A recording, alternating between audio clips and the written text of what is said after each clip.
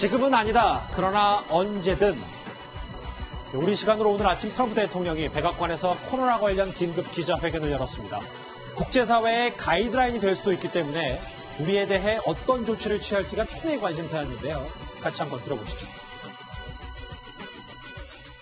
At a right time, we made it. Right now, it's not the right time, but at the right time, we closed up our borders to flights coming in from certain areas that were hit by the coronavirus and hit pretty hard. And we did it very early. A lot of people thought we shouldn't have done it that early, and we did, and it turned out to be a very good thing. I mean, some people call me racist because I made a decision so early. It turned out to be a good decision. 정말 이거 주목 많이 했었어요. 왜냐하면 미국의 입김이 참 중요하니까. 근데 조수진 부장. 네. 얘기를 하자면 지금은 아니지만 한국 상황이 좀 더 심각해지면 강경한 조치를 내놓을 가능성도 있는 거네요. 네. 그러니까 오늘 트럼프 대통령의 발언 중에 이 한국에 대해서 입국 통제를 안 한다. 지금은 아직 적기가 아니다. 예. 이렇게 이야기했거든요. 이 이야기는 돌려서 풀어보면 한국의 대응 상황이 여의치 않다고 판단되면 언제든지 입국 통제를 할 수 있다. 이렇게밖에 들리지가 않는 거예요. 그렇기 때문에 우리가 어느 정도 확산을 막을 수 있는지 이 점이 굉장히 중요해졌습니다. 그러게요. 근데 김종욱 교수, 네. 지금은 아니지만 조만간 한국 상황이 어떻게 되냐에 따라서 더 강경한 조치를 내놓을 수도 있는 게 지금 미국 입장인데, 그런데 여행 경보 얘기를 좀 해볼게요. 네.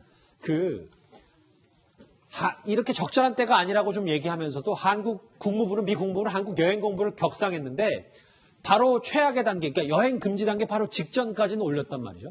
예, 제가 볼 때는 트럼프 대통령 얘기는 그런 것 같아요. 아직까지는 동맹 관계를 고려해서 여행 금지 조치를 하지 않겠지만 한국의 사태를 봤을 때 제가 볼 때는 그럴 수도 있으니 준비를 해야 될 거다라고 하는 얘기들을 제가 볼 때는 애들러서 한 거라 생각이 들고요. 예. 왜냐하면 미국에서 다 아시겠지만 빌 게이츠가 2015년도에 무슨 얘기를 했냐면 핵무기 기후 문제보다 더 문제가 되는 게 뭐냐면 인플루엔자라고 분명히 얘기를 했었어요. 미국 사회는 충분히 저 부분을 알고 있기 때문에 저것이 얼마나 큰 문제가 발생할 것인지 충분히 알고 있습니다. 그런 차원에서 미국이 동맹 관계보다 더 중요한 건 미국민들 또 당장 지금 선거 11월 달 있는 상황이기 때문에 지금 어떤 형태든지 제가 볼 때는 미국이 한국의 상황이 호전되지 않는다면 여행 금지라는 조치를 통해서 근본적인 소위 코로나 바이러스의 유입을 막을 거라는 생각이 들기 때문에 한국 정부도 저런 상황들을 좀 상당히 고려해서 저 문제에 대해 접근하지 않게 된다면 그냥 단지 동맹 관계니까 저희가 중국과도 마찬가지지만 알겠습니다. 중국에 대한 신뢰를 했었지만 아직 그런 일이 안 벌어지는 게 분명히 있었으니까요. 좀 그런 부분만큼은 좀 충분히 좀 준비 대처를 해야 된다는 생각을 하게 됩니다.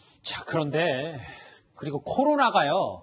안보 이슈로까지 번지는 분위기입니다. 화면 보시죠. 한미동맹은 한국 정부가 코로나19 위기 단계를 심각으로 격상함에 따라 전반기 연합 지휘소훈련을 별도의 공지가 있을 때까지 연기하기로 결정하였습니다. 갑시다. 이동훈 의원님, 네. 이 미국의 반응을 보니까 사실상 취소도 했고 지금 주한미군 한미연합훈련을요. 그럼 곧 다가올 순환 배치라든지 한국에 주둔하고 있는 주한미군 가족들도 안전을 보장 못한다. 이런 판단도 있는 겁니까?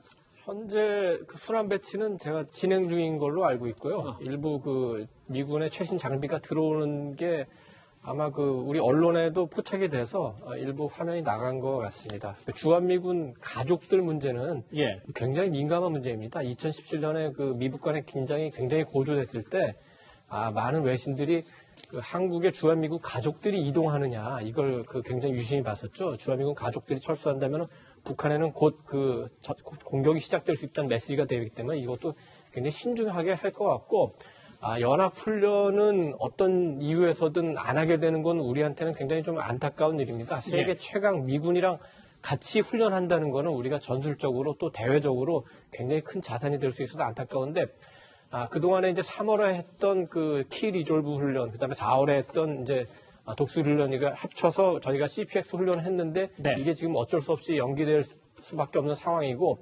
아마도 미군의 훈련 일정 때문에 그걸 다시 하반기에 한다던가 이렇게 하기는 쉽지는 않을 것 같습니다. 한국에 대한 우리에 대한 경계 경보수를 조금씩 올리고 있는 이제 미국 얘기를 해봤고요. 다음은 중국 얘기도 알아봐야 될 것 같습니다. 다음 주제 바로 확인합니다.